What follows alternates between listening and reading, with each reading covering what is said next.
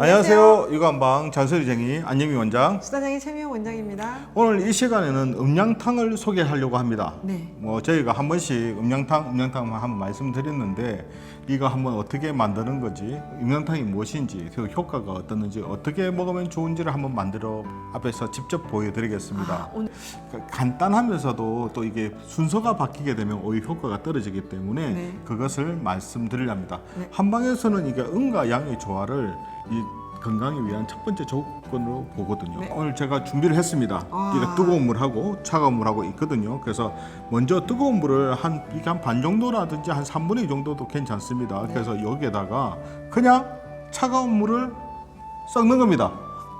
뜨거운 물에 차가운 물 섞나요? 한 3분의 1 정도 이렇게 섞게 되면 이게 미지근해지지 않겠습니까? 왜냐하면 뜨거운 걸 바로 먹게 되면 식도에라든지 또 이게 위에도 부담이 될 수 있기 때문에 보통 이렇게 미지근한 물 먹는 게 건강에 좋은데, 이왕이면 그 기운을, 음과 양의 기운을 이렇게 섞어서 먹는 것이 좋기 때문에 이게 우리가 만든 게 아니고요. 예전 어른들부터 저희가 이 요법이 내려오는 겁니다. 그래서 섞게 되면 이게 적절한 온도가 된단 말이에요. 요걸 그냥 마시면 되는데. 뜨거운 물로 3분의 1을 붓는다는 얘기죠. 찬물을 3분의 1을 그렇죠. 넣는다. 3분의 1 넣게 되면 가득 차지 않습니까? 그럼 넘치잖아요. 너무 네. 많거든요. 사실 아침에 일어나서 한 200cc 먹으면 딱 좋거든요. 네, 네. 그래서 제가 봤을 때는 한 뜨거운 물 한 100cc 정도에다가 네.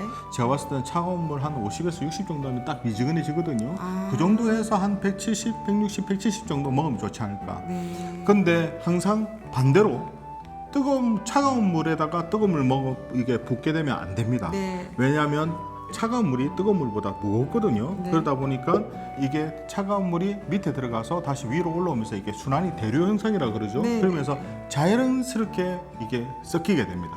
그게 중요하네요. 그렇죠. 차가운 물을 뜨거운 물에 붓는 것이다. 예. 근데 그 비율이 반이 아니라 3분의 1 정도. 아니, 그 비율은 사실 중요하지 않습니다. 그냥 뜨겁지 않게 본인이 그냥 자기한테 맞춰서 그럼 나가는 본인 상태입니다. 개인차다. 그러니까 제일 중요한 거는 이 기운을 섞는다는 겁니다. 이게 뜨거운 물에 차가운 물이 들어가면서 대류 현상에서 자연스럽게 섞이면서 음양의 조화가 이루어진다는 그래서 음양탕이구나. 아주 네. 거창한 말입니다. 네네. 이왕이면 그냥 미지근한 물 먹는 것보다 아침에 나 음양탕 한 개 복용하고 왔어. 그러면 왠지 뭐가 있어 보이지 대단한 않습니까? 양을 제일 중요한 핵심은 그 대류 현상 때문에 팔팔 끓은 물에다가 찬물을 섞는 거. 그 온도는 본인이 약간 조절하는 필요가 있는데 찬물에다가 뜨거운 물 부으면 안 됩니다. 뜨거운 물에다가 찬물을 부어야 자연스럽게 섞인다는 얘기죠. 만약에 이렇게 차가운 물에다 뜨거운 물을 붓게 되면 아무래도 이게 위로 나눠진다, 층이 나눠질 수. 근데 효능이 생각보다 좋습니다. 네네네. 이게 소화 개선의 효과가 있습니다. 위장 이 위장 기능을 강화시켜주게 되고 소화를 돋게 만들어주고요. 네. 또 이게 미지근하게 해서 몸을 좀 따뜻하게 해주기 때문에 냉증 완화에 도움이 됩니다. 손발이 따뜻해지겠네요. 그렇죠. 손발 차원 증상도 완화시키게 되고 또 이게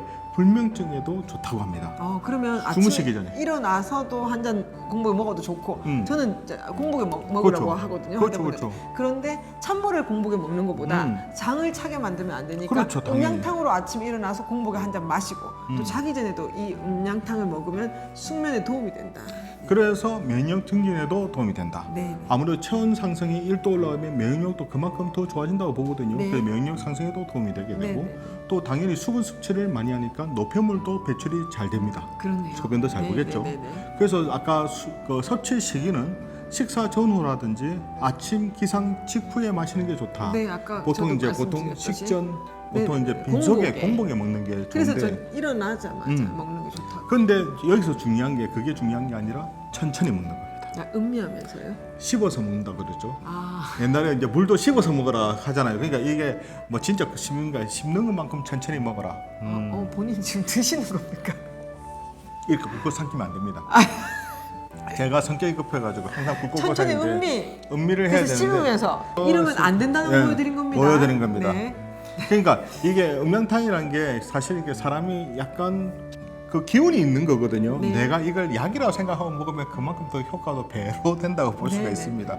그래서 단순하게 미지근하게 물을 먹는 것보다는 아까 말한 실질적 의미가 있습니다. 한방에서는 그 기가 있거든요. 음과 양의 기운이 있기 때문에 그 균형이 잡히게 되면 건강하기 때문에 이런 음양탕을 만들어서 공복 시 좀 천천히 먹으면서 이게 하게 되면 생각으로 환자한테 이렇게 권해드렸는데 꾸준히 하신 분들 중에서도 속이 많이 편해졌다. 네. 그 변도 많이 편해졌다. 네. 그러신 분들 생각보다 있습니다.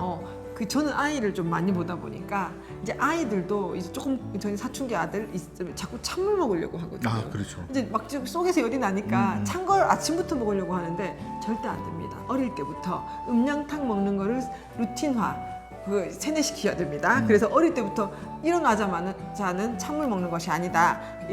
일어나자마자 공복에는 기상 직후에는 반드시 음량탕으로 미지근한 물을 먹이는 것을 습관화들이니 저희 아이가 찬물을 좋아하지만 절대 아침에는 찬물 먹지 않습니다. 저희가 그렇게 안 주기 때문에 지금 어릴 때부터 그 습관이 있기 탈이 없이 크는 것 같습니다. 아무래도 좋은 습관을 갖게 되면 평생 건강에도 도움이 될 겁니다. 네. 그래서 오늘 이 시간에는 음량탕이라는 건강상식을 한번 알려드려 보았습니다. 네. 뭐 도움이 됐으면 좋겠네요. 아, 네네. 자, 이처럼 궁금한 여가 정보뿐만 아니라 건강 정보도 언제든지 댓글 달아주시면 준비해 보도록 하겠습니다. 우리 아이들을 위한 잔소리쟁이 안유미 원장, 사장의 최미영 원장이었습니다. 좋아요, 구독하기도 잊지 마시고요. 다음 영상에도 만나 뵙겠습니다. 육아는 한번.